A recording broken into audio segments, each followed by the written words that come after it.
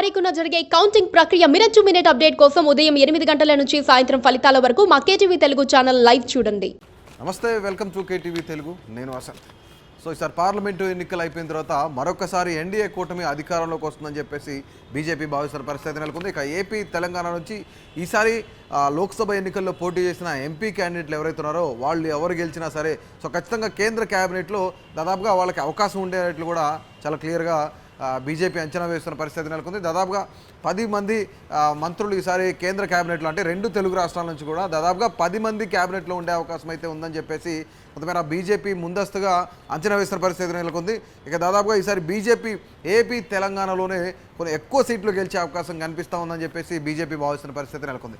మరీ ముఖ్యంగా మనం చూసుకున్నట్లయితే తెలంగాణలో దాదాపుగా 8 నుంచి 10 స్థానాలు, అలాగే ఆంధ్రప్రదేశ్లో 2 నుంచి 4 స్థానాలు కూడా బీజేపీ మేము గెలుస్తామని చెప్పేసి భావిస్తున్న పరిస్థితి అయితే నెలకొంది. ఇక దాదాపుగా ఈ దక్షిణాది రాష్ట్రాల్లో కర్ణాటక మినహా ఏ రాష్ట్రంలో కూడా ఇన్ని సీట్లు వచ్చే అవకాశం అయితే బీజేపీకి లేదని బీజేపీకి ఆల్రెడీ తెలిసిన పరిస్థితి అయితే నెలకొంది.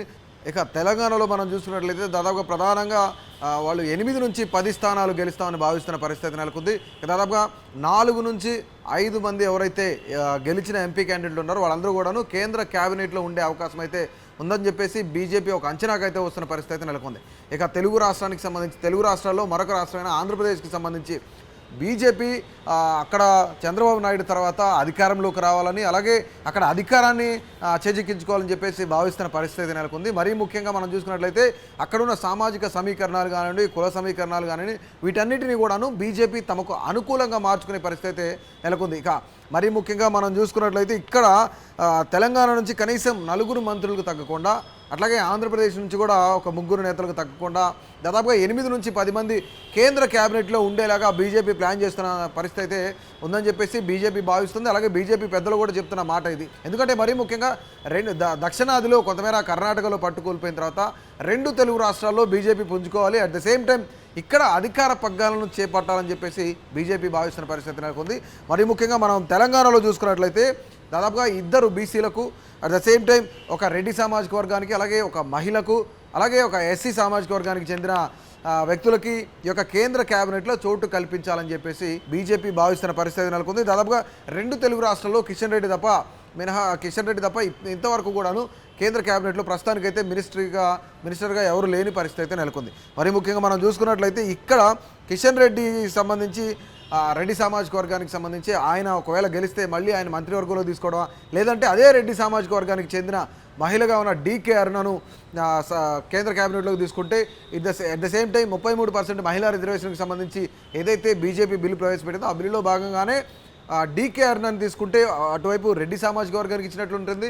అట్ ద సేమ్ టైం మహిళా కోటా కింద డీకే అరుణని కూడా కేంద్ర క్యాబినెట్లోకి తీసుకునే అవకాశం ఉంది కాబట్టి సో డెఫినెట్లీ ఇక్కడ ఈ అంచనా అయితే బీజేపీ వేసుకున్న పరిస్థితి నెలకొంది. ఇక ఎస్సీ సామాజిక వర్గానికి సంబంధించి దాదాపుగా ఇక్కడ మందకృష్ణ మాదిగ కొంతమేర ఆయనకు మోడీకి చాలా దగ్గరగా సాన్నిహితం ఉన్న వ్యక్తి కాబట్టి సో డెఫినెట్లీ ఎస్సీ వర్గీకరణ ఏదైతే ఏబిసిడి వర్గీకరణ ఉందో ఆ వర్గీకరణ కూడా స్టార్ట్ చేసి at the same time Manda Krishna మాదిగను ఈ యొక్క రాజ్యసభకు నామినేట్ చేసి డెఫినెట్లీ కేంద్ర మంత్రి పదవులకు తీసుకునే అవకాశం ఉంది, కేంద్ర క్యాబినెట్లోకి తీసుకునే ఛాన్స్ ఉందని కూడా కొంతమేర మనకు అందుతున్న ప్రాథమిక సమాచారం. ఒకవేళ మందకృష్ణ మాదిగ కాకపోతే మాదిగ సామాజిక వర్గానికి చెందిన ఆరూరి రమేష్ ఎవరైతే ఉన్నారో వరంగల్ నుంచి పోటీ చేస్తున్న వ్యక్తి, అతను గెలిస్తే కనుక కేంద్ర క్యాబినెట్లోకి తీసుకునే అవకాశం అయితే చాలా క్లియర్గా కనిపిస్తూ ఉంది. ఇక మున్నూరు కాపుకు సంబంధించి దాదాపుగా మన 3 నేతలు ఇక్కడ పోటీ పడుతున్నారు బీసీ సామాజిక వర్గానికి చెందిన వాళ్ళు. దాదాపుగా Dharmapuri Arvind, at the same time మనకి ఇక్కడ చూసుకున్నట్లయితే బండి సంజయ్, ఇంకా డాక్టర్ లక్ష్మణ్ కూడా. వీళ్ళ 3లో ఎవరొకరికి ఒకవేళ లక్ష్మణ్కి మళ్ళీ రాజ్యసభ నుంచి అవకాశం ఇచ్చినా మిగతా 2 కూడా రేస్లో ఉన్నారు కాబట్టి వాళ్ళిద్దరు గెలుస్తారు అని చెప్పేసి బీజేపీ వర్గాలు చాలా బలంగా భావిస్తున్నాయి. సో డెఫినెట్లీ ఈసారి వాళ్ళిద్దరిలో కూడా అవకాశం కల్పిస్తారని చెప్పేసి ఒక వర్గం నేతలు అయితే చెప్తున్న పరిస్థితి నెలకొంది. ఇక బీసీ నినాదంతో బీసీ ముఖ్యమంత్రిని తెలంగాణలో చేస్తామనుకున్న బీజేపీ సో డెఫినెట్లీ బీసీలలో కొంతమేర బలంగా ఉన్న ముదిరాజు సామాజిక వర్గానికి చెందిన ఈటెల రాజేంద్రను ఒకవేళ గెలిస్తే కనుక కేంద్ర క్యాబినెట్లోకి తీసుకోవడం ఫైనల్ అయినట్లేగా అని చెప్పేసి మనకు అందుతున్న ప్రాథమిక సమాచారం. సో డెఫినెట్లీ ఎందుకంటే కొంతమేర ఈటెల రాజేంద్రకు సంబంధించి కొంతమేర గ్రౌండ్ వర్క్ తెలిసిన వ్యక్తి, గ్రౌండ్ లెవెల్లో నాయకత్వంతో పరిచయాలు ఉన్న వ్యక్తి, చాలా బలమైన వ్యక్తి, అట్ ద సేమ్ టైం ఉద్యమ నాయకుడు కాబట్టి, ఇంకా ముదిరాజ్ సామాజిక వర్గానికి చెందిన వ్యక్తి కాబట్టి, కొంతమేర ముదిరాజులు ఎక్కువగా ఉన్నారు కాబట్టి, దాదాపుగా 50 లక్షల పైచిలకు ముదిరాజులు ఉన్నారు కాబట్టి వీళ్ళందరినీ కూడాను బీజేపీ వైపు తిప్పుకోవడానికి ఈటెల రాజేంద్రను కేంద్ర క్యాబినెట్లోకి తీసుకునే అవకాశం అయితే ఉందని చెప్పేసి కొంతమేర క్లియర్ కట్గా ఇక్కడ అర్థమవుతున్న పరిస్థితి నెలకొంది. మరీ ముఖ్యంగా మనం చూసుకున్నట్లయితే ఇక్కడ ఈ సామాజిక వర్గాల ఏదైతే సమీకరణాలు ఉన్నాయో వాటన్నింటినీ కూడా దృష్టిలో ఉంచుకొని ఇక్కడ దాదాపుగా 5గురికి తగ్గకుండా కేంద్ర క్యాబినెట్లోకి తీసుకునే అవకాశం అయితే ఉందని చెప్పేసి తెలంగాణ వరకు అయితే భావించిన పరిస్థితి నెలకొంది. ఇక మనం ఆంధ్రప్రదేశ్కి సంబంధించి మనం చూసుకున్నట్లయితే ఆంధ్రప్రదేశ్లో మరీ ముఖ్యంగా ప్రధానంగా పవన్ కళ్యాణ్ ఎవరైతే ఉన్నారో ప్రస్తుతానికి ఆయన కాపు సామాజిక వర్గానికి చెందిన వ్యక్తి కాబట్టి కాపు సామాజిక వర్గాన్ని నాయకత్వం వైపు దిశగా ప్రయత్నిస్తే అంటే వాళ్ళని కొంతమేర పై ఎత్తున పెడితే కనుక సో డెఫినెట్లీ ఆంధ్రప్రదేశ్లో కొంతమేర బీజేపీకి ప్లస్ అయ్యే ఛాన్స్ అయితే కనిపిస్తుందని చెప్పేసి చాలా క్లియర్ కట్గా భావిస్తున్నారు. అట్ ద సేమ్ టైం రాష్ట్రం ఒకవేళ బీజేపీ కూటమి ఎన్డీఏ కూటమి ఆంధ్రప్రదేశ్లో అధికారంలోకి వస్తే రాష్ట్ర మంత్రి పదవితో సరిపెట్టకుండా పవన్ కళ్యాణ్ని రాజ్యసభకు నామినేట్ చేసి కేంద్ర క్యాబినెట్లో కేంద్ర మంత్రి పదవి ఇస్తే కనుక రాష్ట్రంలో ఉన్న ఎవరైతే ముఖ్యమంత్రి ఉన్నారో ఆయనతో పాటు సమానంగా చూసే అవకాశం, సమాన హోదాను ఇచ్చే అవకాశం ఉందని చెప్పేసి మరొక విశ్వసనీయ సమాచార వర్గాల నుంచి మనకు అందుతున్న ప్రాథమిక సమాచారం ఇది. సో డెఫినెట్లీ పవన్ కళ్యాణ్కు కేంద్ర క్యాబినెట్లో చోటు దక్కే అవకాశం అయితే చాలా క్లియర్గా ఉందని చెప్పేసి ఇక రెండో వ్యక్తి మనం చూస్తున్నట్లయితే దగ్గుబాటి పురంధేశ్వరి ఎన్టీఆర్ కూతురుగా అట్ ద సేమ్ టైం మాజీ కేంద్ర మంత్రిగా ఉన్నారు ఆవిడ. ఒకవేళ ఆవిడ గెలిస్తే కనుక మరొకసారి మహిళా కోటాలో ఆవిడని కూడా కేంద్ర క్యాబినెట్లోకి తీసుకునే అవకాశం ఉందని చెప్పేసి మనకు తెలుస్తుంది. అట్లాగే సీఎం రమేష్తో పాటుగా దాదాపుగా రాజంపేట నుంచి పోటీ చేసిన నల్లారి కిరణ్ కుమార్ రెడ్డి, ఆయన మాజీ ముఖ్యమంత్రి, ఉమ్మడి ఆంధ్రప్రదేశ్కి చివరి ముఖ్యమంత్రిగా కూడా ఉన్నారు. సో డెఫినెట్లీ ఆయన గెలిస్తే కనుక కేంద్ర క్యాబినెట్లోకి తీసుకుంటే అక్కడ రాష్ట్రంలో పార్టీని బలోపేతం చేయడానికి, క్షేత్రస్థాయిలో నాయకత్వాన్ని బలోపేతం చేయడానికి కూడా కిరణ్ కుమార్ రెడ్డి ముఖ్యంగా ఒక దిక్సూచిలాగా ఉంటాడని చెప్పేసి కిరణ్ కుమార్ రెడ్డికి కూడా ఆ యొక్క క్యాబినెట్లో హోదాను కల్పించే అవకాశం అయితే కనిపిస్తూ ఉంది. ఇక శ్రీకాకుళం నుంచి ఒక యంగ్ లీడర్, టీడీపీ నాయకత్వానికి సంబంధించిన టీడీపీ వర్గాల్లో కూడా ఒక యంగ్ లీడర్ ఉన్నారు. ఆయనే కింజారపు రామ్మోహన్ నాయుడు. ఆయన అనునిత్యం ఆంధ్రప్రదేశ్ గురించి తన వాయిస్ని చాలా బలంగా వినిపిస్తూ ఉంటాడు. ఎందుకంటే ఒకవేళ కింజారపు ఇక్కడ నుంచి టీడీపీ నుంచి కూడా కొంతమంది మంత్రులు తీసుకుంటే అంటే బీజేపీ కూడా గ్రౌండ్ లెవెల్లో బలంగా ఉండే అవకాశం ఉంది. ఎందుకంటే టీడీపీ కూడా కొంతమేర ఫుల్ ప్లెడ్జ్డ్గా హెల్ప్ చేసే అవకాశం ఉంది. కింజారపు రామ్మోహన్ నాయుడిని కూడా ఈ కేంద్ర మంత్రి పదవి వరించే అవకాశం అయితే చాలా క్లియర్గా కనిపిస్తూ ఉంది. మరీ ముఖ్యంగా మనం చూసుకున్నట్లయితే దీనికి సంబంధించి కేంద్ర నాయకత్వం ఎవరైతున్నారో, బీజేపీ కేంద్ర నాయకత్వం ఎవరైతున్నారో చాలా క్లియర్గా మీరైతే చాలా గట్టిగా ప్రయత్నించండి, గెలవడానికే ప్రయత్నించండి.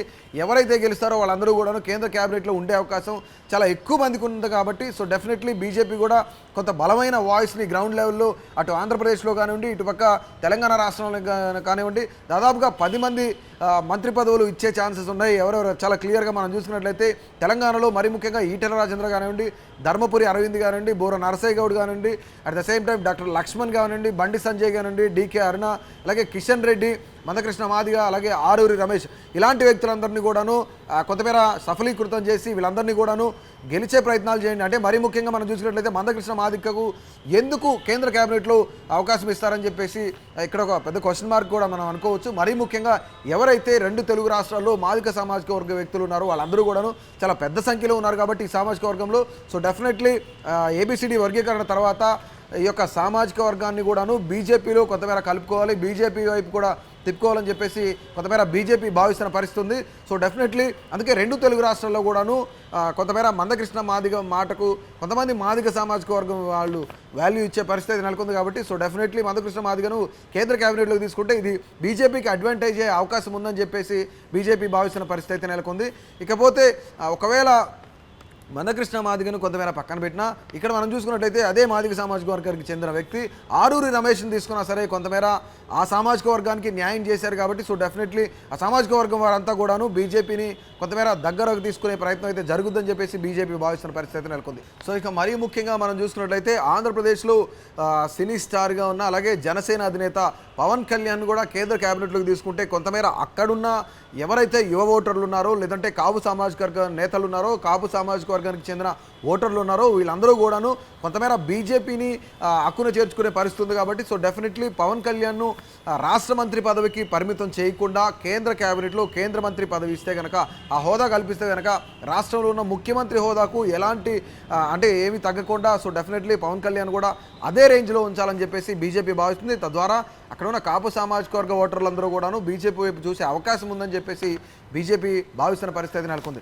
సో మరీ ముఖ్యంగా మనం చూసుకున్నట్లయితే దగ్గుబాటి పురంధేశ్వరి గారండి, సీఎం రమేష్ గారండి, లేదంటే నల్లారి కిరణ్ కుమార్ రెడ్డి గారండి, లేదంటే టీడీపీలో ఉన్న ఒక బలమైన యువనేత కింజారపు రామ్మోహన్ నాయుడు ఎవరైతే ఉన్నారో ఆయన కూడా కేంద్ర క్యాబినెట్లోకి తీసుకుంటే కొంతమేర అక్కడున్న జనాభా కానివ్వండి, లేదంటే కొంతమేర సామాజిక సమీకరణాలు కూడా బీజేపీకి హెల్ప్ అయ్యే అవకాశం ఉందని చెప్పేసి బీజేపీ కేంద్ర పెద్దలందరూ భావిస్తున్న పరిస్థితి అయితే నెలకొంది. సో డెఫినెట్లీ ఎవరెవరికి అటు తెలంగాణలో కానివ్వండి, ఇటు ఆంధ్రప్రదేశ్లో కానివ్వండి, ఎవరెవరికి కేంద్ర మంత్రి పదవి వస్తుందని చెప్పేసి ప్రతి ఒక్కరు కూడాను మీ యొక్క అభిప్రాయాలను తప్పకుండా తెలియజేయండి. Please subscribe to Please subscribe to KTV Telugu. KTV Telugu.